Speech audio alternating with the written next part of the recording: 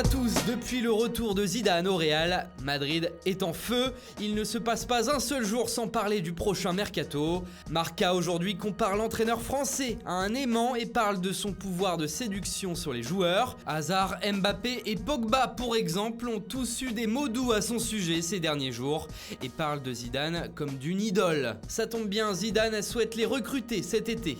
Et la priorité serait donnée à Kylian Mbappé d'après les informations du quotidien AS. Toutes les pistes mènent au Français de 20 ans, titre le journal, qui indique évidemment que le PSG a besoin d'argent. 150 millions d'euros exactement pour régler ses comptes et équilibrer son budget après le recrutement de Neymar et Mbappé justement. Ce ne sera bien sûr pas le prix du joueur, mais c'est un argument, tout comme celui qui le rapprocherait du Ballon d'Or s'il venait à Madrid, d'après le média espagnol. À Barcelone, la chasse aux latéraux est lancée. Mundo Deportivo fait état de 4 pistes pour épauler Jordi Alba sur le couloir gauche, Alex Moreno du Rayo, Filipe Luis de l'Atlético, Monreal d'Arsenal et Alberto Moreno de Liverpool. Et puis le club Blaugrana qui pense aussi à régler le cas Coutinho. Ses performances ne font pas l'unanimité et un départ pourrait être envisagé. Bien sûr, son prix sera fixé à plus de 100 millions d'euros.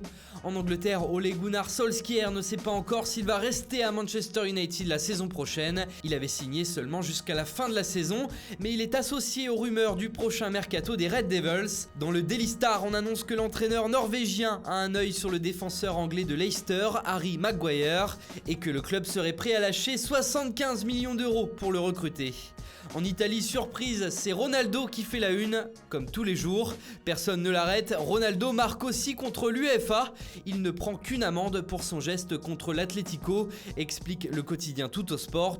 En effet, rappelez-vous de son geste imitant Diego Simeone.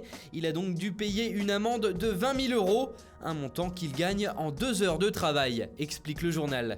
Et puis ce soir, coup d'envoi de l'Euro 2020, en tout cas de ses qualifications. La France est en Moldavie pour démarrer sa campagne européenne. Habitués à des entames de qualification poussives, les Bleus devront rester concentrés contre un adversaire faible et inconnu, écrit le journal L'Équipe. Voilà, c'est tout pour ce matin. Bonne journée à tous et à très vite sur Foot Mercato.